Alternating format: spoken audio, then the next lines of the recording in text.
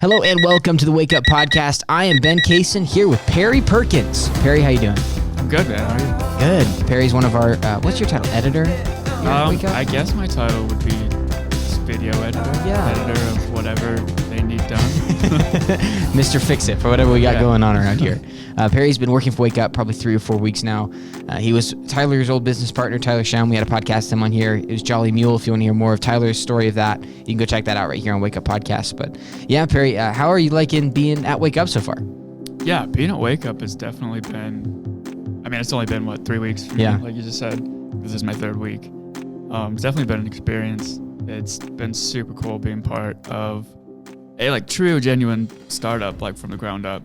Yeah. I know I got in on board a couple months after you guys started, but definitely super thankful for that opportunity. It's really cool just to see everybody's voices and opinions matter, and everybody just kind of runs and goes with it. So yeah, that's been the coolest part for sure. I guess coming in, obviously I didn't know how long I would be here. It's just longer story. I can only work here for a few weeks, 3-4 weeks. I said to start. I guess we'll see where that goes. Yeah, let's talk about that. In the next couple weeks. But yeah, you're a guy who's been all over the world. You've got a lot of different experiences, a lot of different places. Yeah, definitely. Yeah, take me through the story of how you got to Wake Up. What's the situation in Perry Perkins' life this year? I got to Wake Up, I guess. So I'm 27. Mm-hmm. I graduated college in 2016. So I guess how I got to Wake Up, long story short, I guess it goes way back to my, when I found that I super loved, traveling and experiencing, the world and different cultures and just, what you can learn from traveling and doing those things. My very first trip was my junior year of high school. It was the first time I ever, got on a plane, first time I'd ever flown, first time I left the country. I hadn't had a passport before then. And it was just through school. We did this 2.5-3 week trip through Italy. Oh, cool. And Switzerland.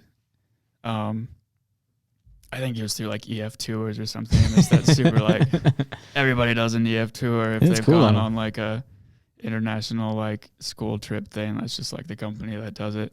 It was super cool at the time. It was obviously my first experience. Yeah. Being out of the country, so I was super overwhelmed with all those things and just seeing really cool things with friends and stuff like that. But that sparked it, I guess.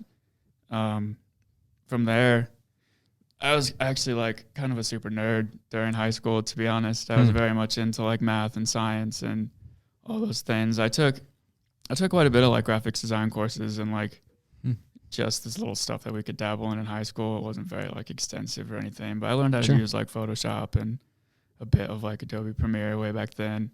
It's a lot different than it is now, but sure. Those kind of things.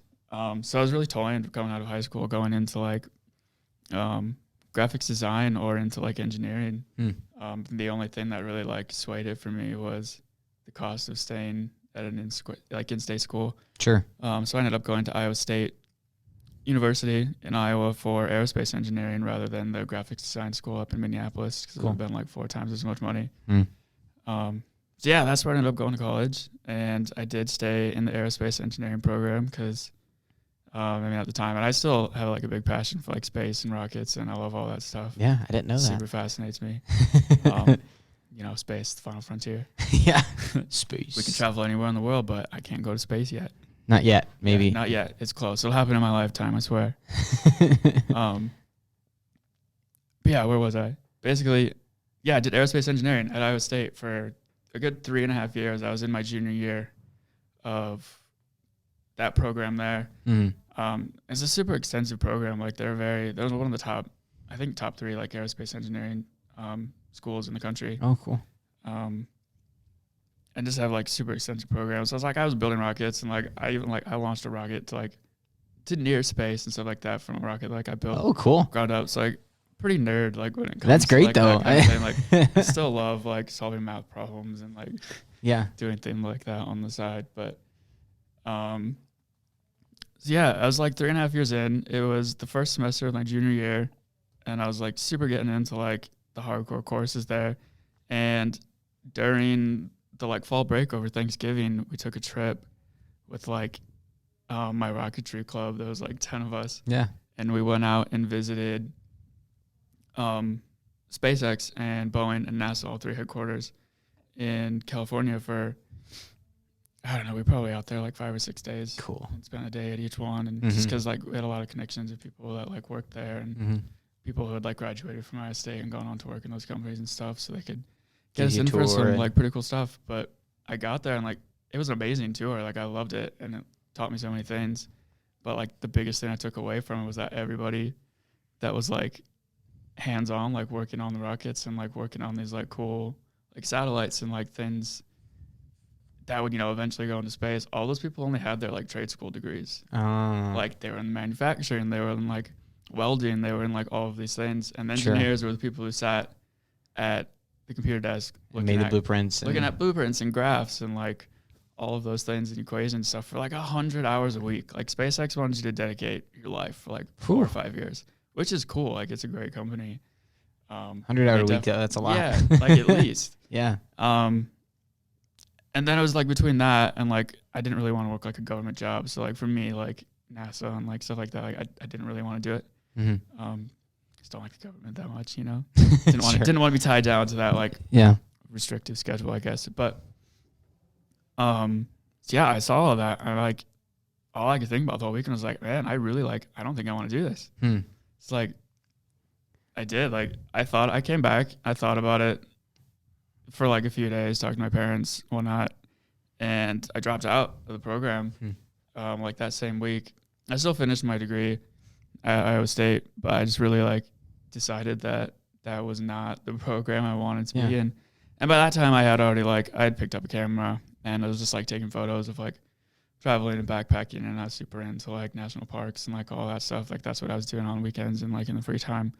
So at that point I decided I took like 1 semester to just like dabble in different programs and whatnot. I think I did like finance and like history and whatever. I couldn't figure out what I wanted to do. At that point, by the end of that year, I was just like, look, I just like got to stop wasting money at college. It's so expensive. Like I need to just like get a degree and get out of here.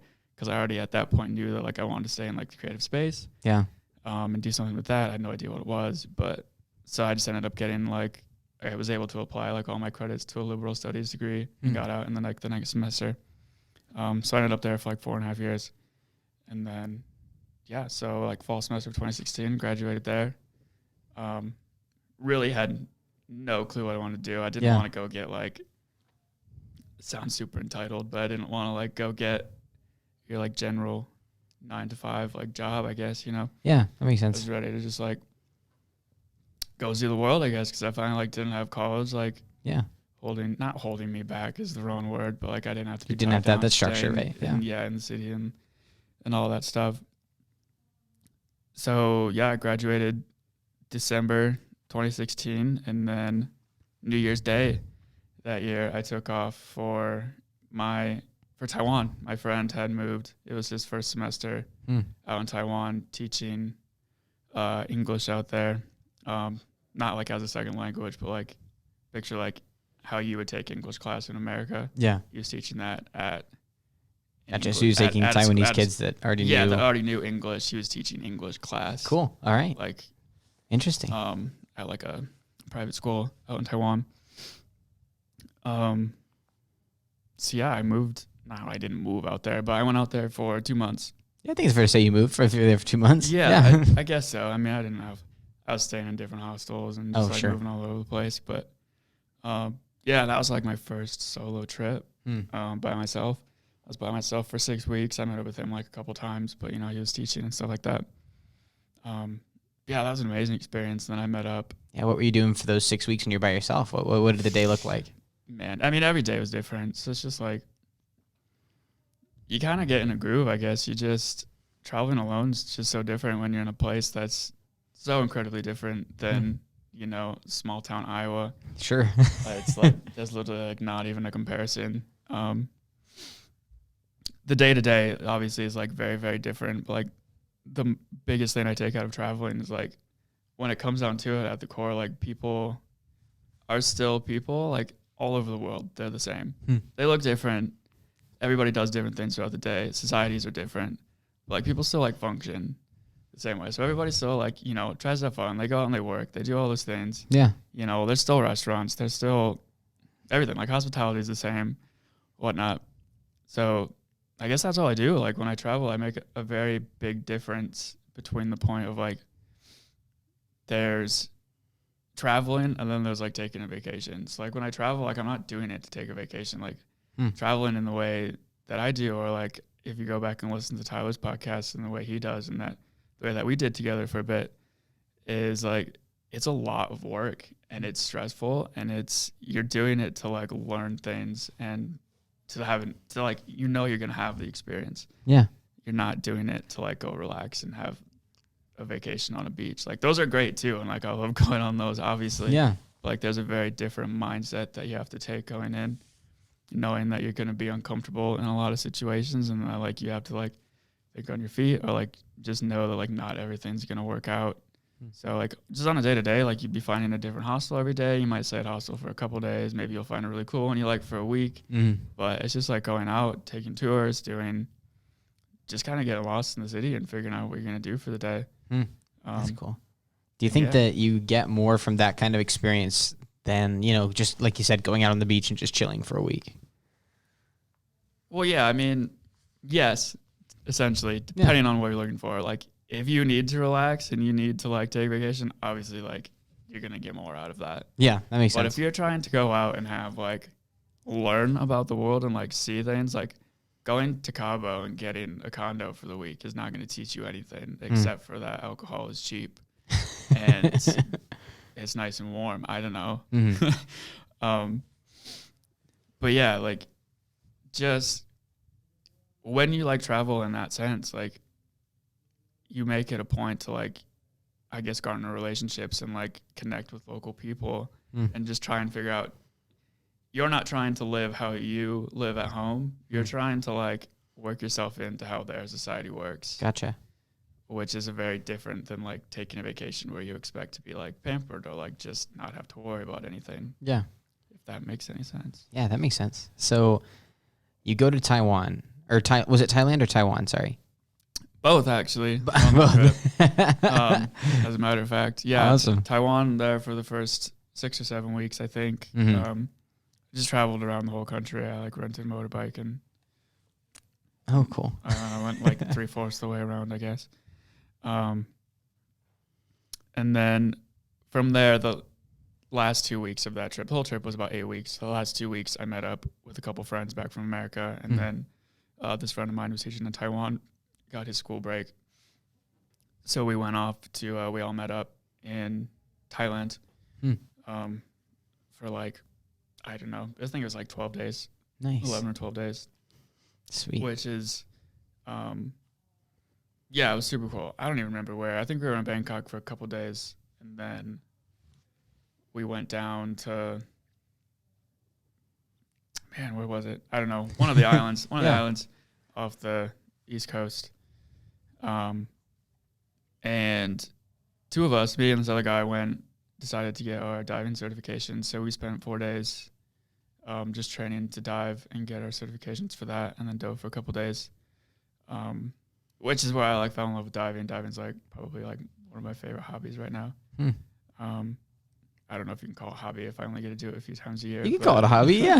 I suppose, a nice little pastime. Yeah. So every time like I travel now, I try to make it a point to dive if it's possible. Yeah. Yeah. So yeah, we did that for, I don't know. We were there for a couple weeks. And that was my first trip with like that group of guys. We did another one a couple years later. Yeah, I came back from that in end of February, first week of March, something like that. I think it was the last week of February. Gotcha. Headed back to America. I had like $3 left probably at that point. Probably maybe negative dollars. I don't even know. It was so bad. I'd spent all my money on that, and then, which is a reoccurring theme in my life. Yeah. So, yeah. So that's how, I got back from that. I had pretty much no money. I knew that I needed to make money. And like the next 2 weeks I had to get a job like right away. Yeah. but I still wasn't quite ready to like get the corporate job or whatever, Sure. you know, that everybody thinks about after going to college. And, you know, pretty much all I did, I thought about it for like, honestly, not even 10 minutes. I was like, you know, I need to work somewhere. Where do I want to work? I've always wanted to work in a national park. Had never been to Yosemite, and Yosemite had always been at the top of my list. I'd always wanted to try living in California. Yeah. And so I just looked up, it's on CoolWorks. This is like a website that just posts like jobs for different like outdoor cool jobs. like outdoor jobs and like stuff in parks and stuff like that. Yeah. And this job popped up for the Yosemite Bug. It was a hostel resort / restaurant thing out. It's just like 20 miles outside of the center of Yosemite. And yeah, I applied to that. Had no idea what my position would be. There was a few open ones like front desk, restaurant worker, or whatever. Housekeeping, I don't know. And just applied there because like it paid pretty decent. And then I just wanted to be in a national park. Yeah, you just be right there with it. Yeah, I think I got back from this trip on like a Wednesday. I think I applied the next day. The owner, Doug, called me back on a Friday and just talked to me on the phone. He actually like lost service because he was driving through the mountains. Yeah. Cool. And then he was just like, yeah, you sound good. Like, sound like you'd be a good fit. And how about you just come out as soon as you can get out here? So I left on Monday after the weekend and took 3 or 4 days just to drive out there and see some things. But yeah, I went out there, started right away, and then that's where I met Tyler, because Tyler showed up the day before I did for one of the other open positions. And oh, wow. yeah, he ended up taking the front desk job, and then I ended up taking the, I guess working like front of the house for the restaurant down there. It's just like running food and taking orders, cashier, stuff like that. Cool. Yeah, that's where I met Tyler the first time. That's awesome. I never met Tyler before that. So you guys are both just working at this hostel then? Yeah, super just by chance. Like he literally got there the night before I did. And I showed up the next morning. Cool. And you know, because of that, he got the better house and everything. I was staying. Oh, classic. He got the last like wooden, like pretty nice like yurt that was available, and down in this like private garden and where they were like growing vegetables to use in the restaurant and stuff like that. And then there was no other housing left, and Doug had just bought this old trailer, this tiny trailer that was like 10 feet long by like 5 feet wide. And honestly, like I lived in that for like 3 months, the first 3 months there, until he had built a couple new places that I moved into eventually. But so how long were you working there? I worked there from that first week of March until that was 2017 until September, I think, or the last week of August. Yeah. It's just about 6 or 7 months. I always knew it would just be like a seasonal job. Sure. You know, that's all I was really looking for, just to like, essentially just all I would have to do is work. We were just working like these amazing schedules. I'd work 4 or 5 days a week. I wouldn't go in till like 4 or 5 o'clock in the evening, and I'd close down at like 11 or 12. So I did that 4 or 5 nights a week. And then, yeah, the rest of the time I literally just spent going into Yosemite, doing different hikes, exploring. Cool. I mean, I was there for 6 or 7 months, and I still think I've only explored like maybe 10% of what Yosemite has to offer, which is amazing. Like, now I love it so much. Like, I've tried to make it a point to go back. Yeah, I've never been there. Year. That's cool. It's just like, it's one of the oldest like national parks, if not the oldest. I'm not sure. Yeah, it's incredible. Like, just giant, huge place.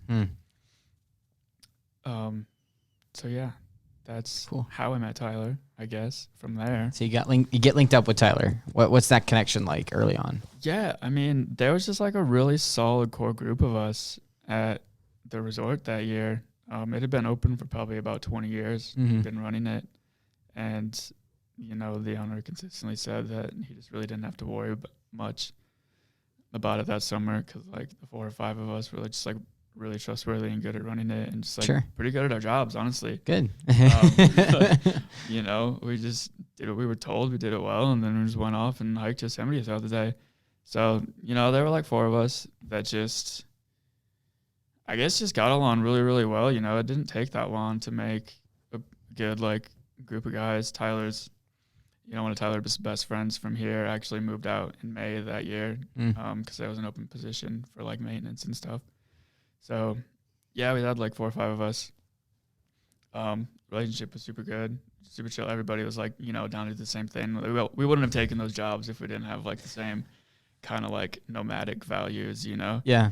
So we were all super pumped to just like live the way we were living and just Cool. go out and hike all the time and just be in nature and all those things. And I guess Tyler was like really one of the first people I'd ever like met and connected with that just really appreciated what traveling like does for you and like traveled in the same sense that I was traveling at the time too, like he loved backpacking and like he would go and, if he had a budget for $10 to spend on a whole day of traveling, like he would do it. And, I was doing maybe not quite as dramatic as he was. Yeah. He could definitely spend $0 for like a week if he had to. I don't know if I could do that, but, yeah, Tyler was like the first one that really connected that way as far as like having the same, travel aspirations and stuff like that. So, come the end of the summer, I mean, the summer was so busy there, and we were definitely like getting drained just because the place is packed all the time, and it just gets. I know, especially in like Tyler's position there, like it's mentally exhausting, just like doing the same spiel to like 200 new guests every night, and stuff like that, and it's fun. It's just by the end of the summer, we were a bit over it. It's repetitive. And just needed a break. I would honestly still like love to go back. But at that point, we definitely like needed the break, and we decided, like, look, like, do you want to like take a trip? Like, let's go to Thailand. Let's do it again. Like I'd already been, and we kind of just did this whole like southeast trip. We both quit kind of like the same week, I guess. Put in our notice. I went back home just for like a week to take all my stuff back and move out and all that, and then. Yeah, we left out of San Francisco, I think, like the very last week of August. I think I was traveling on my birthday, which is the 1st of September. We got into, we traveled to, we didn't have much of a plan, to be honest. We had like 1 week booked at this elephant sanctuary that we knew we had to be there for. Yeah, Tyler was talking about that. That's cool. But other than that, we like flew into Vietnam, which we didn't even realize we needed visas for until like a couple of days before, so we paid to get visas and have them expedited, and they showed up like on our phone like when we were on the flight basically. Oh, nice. which is crazy. And then we actually didn't like have that great of a time in Vietnam. We were only in Ho Chi Minh City. Flew right in. We were just so exhausted from like our 2 days of traveling because we travel so cheap. We don't take direct flights, It took us like 4 flights to get there. Yeah. And like, I think it was like 40 some hours of traveling. Which, if you're willing to do that, you can get flights all the way there for like, I think we only paid like $300. All the way to Vietnam? To get all the way to wow. Vietnam. Hey, there you go. Yeah, which is crazy. That is crazy. Yeah, that's really wild. But yeah, we got there. We ended up staying for maybe 2 days, 1 overnight, and then took a bus to Cambodia, which is a whole story in itself. So many travel stories that I could tell. We don't have time for all of them. But I stayed in Cambodia for like a week at this super cool hostel, like on its own private island beach things. Like you had to take a boat to this hostel, and then there's like no cell service or anything. Like you just pay. Oh, cool. You just paid like on a tab the entire time, and then you were meant to just like pay it once you get back to the mainland. So you kind of had like, it's pretty like, it's so cheap. Like beer's like $1, like food's like $2. So like it's not that expensive, but you're also not keeping track of anything. So on a backpacking budget, it definitely added up for sure. I think Tyler like got his debit card eaten out of the ATM machine. Oh no. on that section of the trip too. So I don't know. So much stuff like that like goes wrong when you're traveling. You just have to roll with it. But yeah, and then from there after that we had to get to Thailand because we had booked this elephant sanctuary, which was the first time I had been, and we literally just volunteered pay to volunteer. It's not like volunteer for free or anything, but it's super not expensive. And you got like 3 delicious like vegan meals a day, like buffet style. And you had to spend like an hour each morning and afternoon doing like a chore, which would be like the worst one obviously was like picking up elephant poop. Yeah, so I was about to ask if that was what his design was. There's so much of that. You know, they had like they got like 80 some rescued elephants. I think at the time they were at like 60 or something like that. Wow. I think they're up to like 85, 86 right now. But yeah, every morning we would either do that or like collect like fruit and clean the food and stuff for like the animals so that they wouldn't get any like diseases and stuff picked up off the like pesticides and stuff like that. And then just all sorts of different things. But yeah, we basically just got to spend a whole week just hanging out with elephants. That's you cool. know, in like a sanctuary for them where like obviously in the like elephants like situation, it was the best that they could get out of like the lives that they've lived and stuff like that. So there's like no riding allowed there and stuff like that. They've gotten rid of. Gotcha. At the time, we did get to like go in the river and like bathe the elephants or whatever, but it's super unnecessary. So they've stopped doing that. It's super like elephants can totally clean themselves. They don't need a tourist throwing a bucket of water at them. You know. That makes sense. So the idea behind this like conservation area is to like, like it costs money. You need to like, it'll never be free because like you need to pay money to like how else are they going to get food for all these? Elephants eat a lot of elephants. They eat so much food. Like so in turn like they can buy all the food from like local farmers and like they employ all of like the wives of like they're called mahouts. That each elephant has a mahout that like basically takes care of them, like it's their keeper all day because most of these elephants are like abused and like just need someone to watch them. Yeah, you know, and yes, it's like the owner of this place employs all the wives as like in the kitchens and like they're the ones who like prepare the food for us all day and do like the housekeeping and stuff like that. And then she built a school for all the kids of all these employees and stuff. All the kids have a place to go to school. Which she's honestly an incredible story too, which is she's pretty amazing. And then so basically just hanging out with all these elephants with the goal of this place is just to like watch them down the line. Like all you're doing is coming to like observe them in their natural habitat. Like that's what the tourism is trying to get to in Thailand for these things. Because the elephant is like the symbol of Thailand, right? Like elephants have for a long time been this like really sacred thing there. But the tourism behind it has always been like really hidden. Like it's a very like brutal, like violent history of like how elephants are treated. Like elephants don't naturally like allow human like connection or like contact or anything. Like you have to break them to do that. And it's just like this torturous process. And like every elephant that's ever been in the industry has had that process happen to them. Yeah. So all these elephants have been rescued from the industry, whether it's like a circus or street performing, or the logging industry is huge for elephants over there. So, wait, the logging industries? They pull logs? They pull logs. Oh, wow. They'll cut down trees, and elephants are meant to like haul the logs out of the forest to, mine for lumber. Wow. It's wild. It's definitely a whole history. Yeah, that's look intense. Up. If you're interested at all, definitely like look it up. So we just like super fell in love with that place. It's so cool. It's such a cool story. And then I guess that was towards the end of that trip, I think. I traveled for just like a month. I ended up leaving a few days after that trip, and Tyler went off to a couple other countries. I think, I don't even remember it all. He ended up in Australia and New Zealand. I can't remember if he went to like Bali or Indonesia or something before that. I think he might have. But I was out of money. He had more money saved up for this trip than I did. Gotcha. So he stayed like twice as long.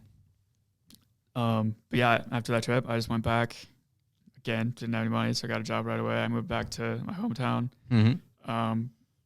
Just for like a week, just to like get my bearings, and then moved to my college town back there because I got a job at like a grocery store that I'd worked at like during college on and off. doing like online grocery shopping for people. So it's like all the orders would come in, I'd do all the orders, deliver them to their house. And I was working for the college at the same time, like working for events and stuff. So I was working both jobs there within a couple weeks of coming back from this trip. And I was working like between, anywhere from like 60 to like 80, 90 hours a week. Wow. Like both like minimum wage each. jobs in Iowa, which minimum wage for anyone who doesn't know is $7.25 in Iowa. It's so trash. But that's just how it is. That's just how it is. It was fine, at the time I was just like working on some like photo things and stuff like that in whatever spare time I had. And I was just like working all day, every day. Both jobs, I work 8 hours at one job, go work 8 hours at the next one, come home, sleep, whatever. Sometimes I get like a shift off here and there, which would be nice. But it was great for a couple months. And then I was just like so overworking that much because both jobs were like on your feet all day, like go. Yeah, not very creative either one. It's no creativity go. At all. Yeah, like I love the people I was working with. So like the jobs themselves were like pretty fun, but the jobs just sucked as a whole. And I honestly I burnt myself out so fast. I was done after like 5 or 6 months of doing that. I just couldn't do it anymore. And I had been talking with Tyler for a while at that point. He was back. He was doing some video stuff in Pueblo. He had bought his first camera and was just doing like whatever like bands and stuff were coming through. Yeah. He was just like filming and making whatever. And at that point I had already been doing like freelance photography and stuff for like a few years now. Sure. So I had honed those skills like pretty well, but I'd never done an ounce of video in my entire life. Gotcha. So Tyler was just like, dude, like, do you want to like combine like what we're doing? Like, I know we're both like super don't exactly know what we're doing. Yeah, let's figure it out. But just like basically like come move out to Pueblo and we'll start something and just see what happens. Like I moved out to Pueblo that summer after another big trip to like Russia for the World Cup. Oh, Tyler told me about that one. The World Cup, he had a wild trip. He did it by himself for like a week after I went out. We went to different games. That was a super cool trip too. This is with the same group of guys that I went to Thailand with the first time. Yeah. And we did Russia for a good 2 weeks, week and a half to do. I figured it was like the only time I'd be able to get into Russia as easily as it was. All you had to do was have your World Cup pass if you bought a ticket, so you didn't need didn't need to have a visa or anything like that, which is incredible. Yeah.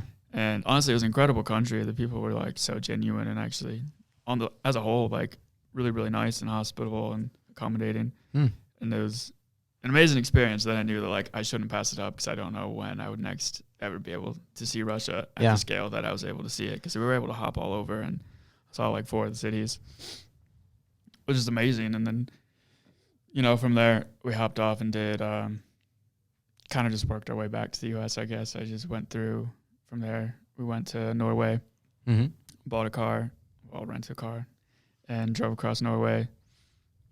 Took like the ferries through the fjords and stuff like that. And then went from Norway to the Netherlands for a couple of days, to Amsterdam and just like a few surrounding areas and stuff. And then from there we went to Iceland, and we were in Iceland for a week, and we just camped. We rented a car and drove the entire ring around the entirety of Iceland and camped at a different campsite every night, which is honestly like to this day, cool. I think my like favorite 5 days of a trip ever. I 100% go back and do that one again. Then got back from that trip and went straight a couple days later, went straight to Pueblo. Me and Tyler had already planned. We had no idea what we were planning on doing, but but you were ready to go. Basically just moved out to Pueblo. Tyler had offered me, and his mom like allowed me to like live in his basement. Yeah. So moved out as the last week of June into July. No, last week of July, I think. And then honestly, I was out there just for about a week. Didn't really know what we were doing. We were both kind of doing our own separate thing, just kind of like together. Like I guess technically I had my own like LLC at the time in Iowa of just like my photography, like self-employed business, I guess. Sure. Just freelance stuff, just whatever. Freelancing photography or wherever I could and stuff like that. And Tyler was just, doing whatever he could video wise, just like making all these connections in Pueblo with video people and bands and stuff like that. So that's where we kind of like came out with the intention of like, yeah, we'll just like each like continue to grow our own thing, but we'll partner with each other for like projects and like Cool. do all that stuff. But we were honestly didn't take very long. We were like, dude, let's just like make our own business. Like obviously we have no idea what we're doing, but we'll learn it along the way. So I think it was like August 3rd or 4th we started Jolly Mule. Yeah. So within a couple of weeks of being out there, we had started Jolly Mule. We were working from his mom's kitchen table, which was just like not productive at all. So we went out and got a studio at the Art Alliance here in town, which it was this super tiny studio with no windows. It was like 120 square feet, I think. Nice. But it was only like That's what you $1 got. per square foot to rent. So we were paying like $120 a month is all. Oh, wow. Which is all we could really That's pretty afford, good. including utilities and everything. So like, all right, well, this is like a space we can use to edit. We put up a blow up couch, put up a table, and 2 desks with like our laptops. And yeah, it just started rolling from there. That's the beginnings of Jolly Mule. The beginnings of Jolly Mule. So, yeah, how was the adjustment to learning video, right? Because you said you hadn't done video before. Right. So for a while, I didn't do video at all. Tyler was a video guy, so any video jobs that came through, pretty much he did. I started like picking it up here and there, but honestly, like Tyler had only been doing it for like 5 or 6 months. Yeah. Like, he had his first camera, and we were just like rolling with little jobs here and there. I was taking the photography stuff that came through. Yeah, our first job was like, basically we just like went business to business and like just asked if we could make commercials for super cheap. Yeah. Or just like give us a shot, because we didn't have a reel or anything. We Sure, you're just trying to build We had this like super dodgy website that was, when we first made it was fine. I was like, oh dude, like we have a website, we have business cards, like people have to hire us, right? Because at the time, honestly, like nobody in Pueblo was doing it. It's a huge, I would say I've only been in Pueblo for 3.5 years, and the creative like aspect of it just wasn't there when we got here. So we're like, man, there's this fill the vacuum, this space that we could definitely do it in. Like our intention right when we moved out here was like, we were just going to be in Pueblo for a little bit and we were going to work ourselves up to like move to Denver when we had saved up enough money. But there's just so much competition up there, and like cost of living is so high, and pretty much nobody was doing it or what we were trying to do in Pueblo. So we just like ended up really never moving out of Pueblo. Nice. And just growing it over time here. Yeah, I don't know. Where was I going with that? I don't know. So yeah, it's interesting. So Jolly Mule, you guys start doing more projects here in Pueblo. Yeah. But now Jolly Mule's transitioned into Wake Up, obviously. As you guys have, there's just been a step there. Been a long transition, yeah. Yeah, talk to me about that process. I guess long in some ways, quick in other ways, but yeah, it does feel kind of sudden now. Yeah, I mean, I guess when you think about a business, we only had Jolly Mule for between like 2.5 years. I thought y'all were around longer than that, actually. No, we started it in 2017. Wow. All right.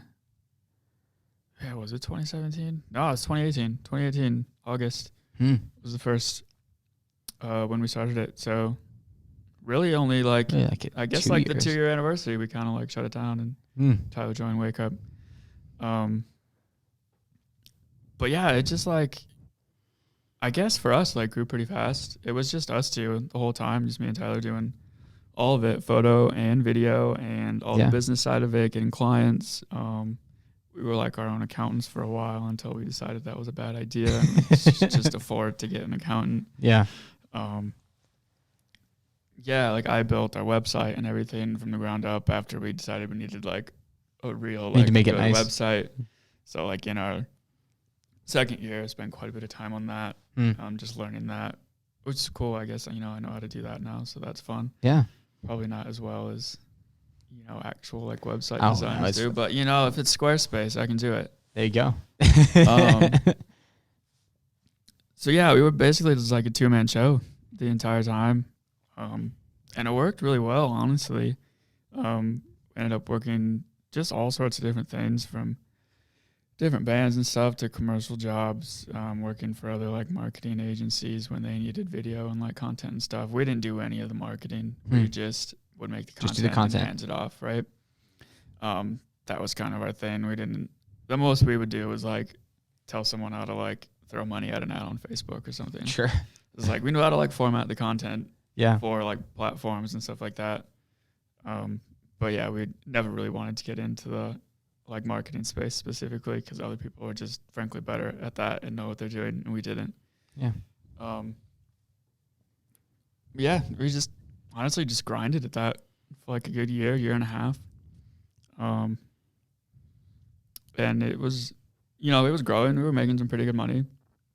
Ended up upgrading our studio to a much, much bigger one with like 2 rooms, and we could have a full like photography studio inside and green screens and stuff like that. And it gave us like finally like a dedicated place to meet with clients and stuff like that, rather than having to go to coffee shops all the time and stuff like that. Make it more official. Yeah. Yeah, definitely more official. Just like, spent the year just building our clients and I guess our rep and just becoming more professional and like learning all that stuff along the way, because neither of us knew how to run a business going in. Sure. So pick it up on the fly. Yeah, definitely. Which has been like the biggest benefit of starting our own company, is that we've like learned what it takes, I guess, to like start a business, or at least get an idea of like what it means to even like have your own business and like all the things that come with it. Like obviously we started it with the intention of, we love making photo and videos and we love being these like creative people. Yeah. But what we didn't realize is that like, 70% of your time is spent on not doing that and like maintaining the business. Yeah. And all these different things. So that part of it we didn't like super love, obviously. But yeah, basically just grinded at that for a year. Reached about just over a year. So it would have been like, I guess last year, 2 years ago now, it's 2021 so 2019, September, we had found these super cheap tickets in the spring to Thailand again. We were like, look, like, I think we should just go back to the elephant sanctuary. Yeah. Like, we need a break. Like, let's save up. We found these tickets out of San Francisco again. They were like $340, like, round trip. Wow. Yeah, which were so That's cheap. wild. Yeah. But like the advantage of that, like we didn't have any specific time we needed to go. We just booked the tickets, planned the trip around it. Yeah. And then, it gave us like 4 or 5 months to just kind of plan, and like we were trying to have like work along the way, kind of just like travel and work. Yeah. Which was always like our goal when starting the company, was just to continue to be able to travel and work and like tell stories, I guess. Yeah. In a sense. So we were hoping to like kind of finally like get to that point. I guess we like loved working in Pueblo. We didn't want to feel stuck in Pueblo either. Sure. So we just like needed to get out for a little bit, and we took that trip back to the elephant sanctuary, which had been our second time. And this time there were only like 20 people there. Yeah, we were there, I don't know, sometime in September. Flew out there. Yeah. Went to Bangkok for a few days. Traveled around a little bit. Also went with another one of our friends who had never left the country before. Oh, cool. Me and Tyler were both very excited to like take that and like bring that experience to him for the first time. Because it's honestly one of the coolest like things in the world to see, or to help and to see like someone experience such a different world outside of their own for the first time. It's like everybody like talks about it and hears about it. You can see it on TV, but like until you're there and like see a country or you're a city immersed, like Bangkok, or like something that's just a completely different culture than yours, like can't really understand it until you're there. So that's also been like one of my favorite things throughout the years, is to be with people who are experiencing it for the first time. Sure. Like generally just like is such a cool thing to see. Because like honestly, like everything you do just like blows their minds. They're just like, what is going on? This is so cool. Yeah. So that was a big reason for that trip too. It came along, and then we went to the elephant sanctuary again. We were there for a week. We did the whole week there again, and that was where I met my now girlfriend, Charlie. Met her there, and honestly, like, didn't really hit it off at the sanctuary. we started talking like the last couple of days. And after the sanctuary, a bunch of us like met up for like drinks and stuff in the city after like, you know, we had a whole full week of like vegan meals and all that stuff. So we just like, there were like a good group of like 10 of us from the sanctuary that just met up in the markets and stuff like that and just went out for the night. And that's where we kind of just like connected and hit it off, and we just hung out all night. I think we ended up staying up to like 5, 6 in the morning and just like in like the hostel lobby, just like talking and stuff. Yeah.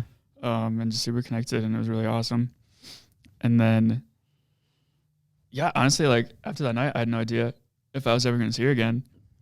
It's because she was going off. She was leaving like the next morning. She had a flight at like 9 a.m. To go to Vietnam to work with a, I don't actually remember what it was. So I think it was an orphanage of some sort. Cool. For kids. So she was volunteering there for another week. So she went off to that, and then I went off and continued my trip with Tyler, and we went down to the West Coast and basically went to like the Fifi Islands and stuff like that. Just did some beaches and stuff like that. Tyler's not much of a beach guy, so we didn't like, you know, want to hang out there for like super long, I guess. But, yeah, I was there for like a week. You know, I was just like messaging her here and there, like, and I really I did want to see her again. And I had my diving certification, and so did she. She's dove in the past and stuff, and she had a diving trip booked back in Thailand 2 weeks later. All right. So she's going from Vietnam back to Thailand. So she flew back in, and I decided that, you know, like we were reaching the point where the other friend we were traveling with, he was going back to America. Tyler wanted to go back up to like Chiang Mai where the elephant sanctuary was and just like hang out for a bit. Yeah. And just like mingle with like artists and stuff. It's just like super cool city. Yeah. That he just wanted to hang out in. And so I was just like, well, I guess I'll just go see what can happen. Yeah. With this girl. And I took a bus all the way across Thailand from the West Coast to the East Coast, and then hopped a ferry to the island where she was going diving. And honestly, I ended up just staying like on her diving trip for 12 days. Wow. And that's basically where we hit it off after the end of the 12 days. We were just like, look, like, let's make this a thing. Yeah. And so we did. So we've been dating just over a year now. Wow. And she's British, so she's from London and lives in London. And this whole last year has been absolutely crazy as far as lockdown and pandemics and all of that stuff. But I've been super blessed and fortunate to be able to like make it over there in London and spend most of the lockdown times over there with her. So you were with her during the COVID lockdown? Yeah. Cool. We like officially started dating in like December of 2019. Just like a couple months after we had met. Yeah. I went over to London for the first time. And then, I stayed for a couple of weeks, met her family and stuff. And then I guess, you know, was back in January, and all this like rumors and stuff was coming about the virus and all that stuff. And I went over for like a week for Valentine's Day for February and stuff. And then once I got back from that trip, it really like started coming out. It was like, oh, like stuff's going to start shutting down. This is going to be a real thing. Yeah. Like this is like everywhere and all of that. And so I had another trip booked to go over there and visit her. I guess at that point I had decided that I was at least going to try and visit like once a month and do like kind of half time. You know, I could do 2 weeks there, 2 weeks here. Yeah. Shoot everything for like Jolly Mule and do all that work, and then take it remote for the 2 weeks and just do all like the editing and stuff like that while over there. But yeah, I had that ticket booked, and I got over there for that one, and they went into lockdown like 2 days really? after I got there. Oh, wow. I think it was like March like 16th or something like that. And I didn't have a round trip booked for that one because I didn't know when I was going to be able to come back. Yeah. While like technically I was always able to fly back, because everything was shut down, so it didn't really like make sense. So I ended up staying there from March until the middle of July. Yeah. It was like a good 4.5 months, 5 months. So I used up most of like my visitor visa for the year on that one. I Yeah. think I get 6 months throughout a year. Hmm. And yeah, just honestly, it was crazy. Spent like 3 whole months of it at her parents' house because everybody was locked down over there, like stay-at-home orders. Can only go out to exercise, stuff like that. Yeah, real intimate experience. Yeah. Much different than here, I suppose. Yeah. So yeah, that was different. You know, only knowing I had only met her parents like one other time, like for a dinner. You're like, hey, I'm staying here for 3 months. I just showed up and said I stayed for 3 months. So that was a super like crazy, like wild thing to do, I guess. But that's cool. It turned out so well. Her family was honestly so incredible and like accommodating and just honestly just took care of us, and it was incredible to see that, and just took me in right away. And there was honestly like I guess never any issues. Good. Which is wild, but I couldn't have asked for a better experience as far as that went. Mm-hmm. So yeah, stayed there for four and a half months. And then that's because of that is a bit where I guess like a crossroads was met for like me and Tyler. Yeah. And Jolly Mule, and like I'm not gonna say that it wasn't like rocky there for a little bit, but obviously like we've remained like really good friends throughout of it, and I was never in doubt that we would lose that. Sure. But as far as the business went, like essentially like I left and I went to London. Yeah. And I wouldn't say it was my intention to like leave that long, and that kind of just happened, but I did leave Tyler here with a lot of stuff to deal with on his own that I obviously like I just couldn't help with from over there. Yeah. So that just kind of like accelerated the transition of where we're at now. Yeah. Tyler was just like slaving away here on his own, just doing all this work. And I was just tying up the few projects that I had that I brought with, but I couldn't really like film new ones or anything like that. And yeah, so like he spent the whole rest of the year just like wrapping up those things, and not really like knowing, I guess, what our next step was with the company. Whether we were gonna like looking at ways to like move it to London or like do it part-time from both places, or like if we should scrap it all together or what. And we didn't really like know, I guess. We didn't communicate very well what like either one of us was thinking. Yeah. And most of that's probably on me, just because it's just a lot of uncertainty with everything. We were like very set, like what we were doing in Pueblo, and then like, within a matter of a week, like it's completely different. Mm-hmm. But yeah, he did honestly like an amazing job upkeeping it here, and I do think he was getting to a point where he was probably like burning himself out too, doing it all on his own, and just lacking the inspiration, because a lot of it was like corporate projects that we weren't that passionate about. And lockdown happens, and then for you guys, I think you had a stay-at-home order for probably about a month in Pueblo, right? Yeah, a little bit. And I think he just used that time to like make videos and just be creative and do what he wanted to do finally. And I think it got to him. It's like, look, like he just wanted to do things that like make him happy, and like doing all the business stuff and all these other corporate things were just not, he had no interest in it anymore. Fulfilling that, yeah. Which is like a great realization that he had. And I got back in end of July, and we had some conversations and stuff, and decided that Jolly Mule would essentially be his to take from here on out, because like I committed, like I'm gonna move to London. Yeah, I'm gonna do these things. It's like it just made more sense to move to London. 'Cause he'd been running it through, and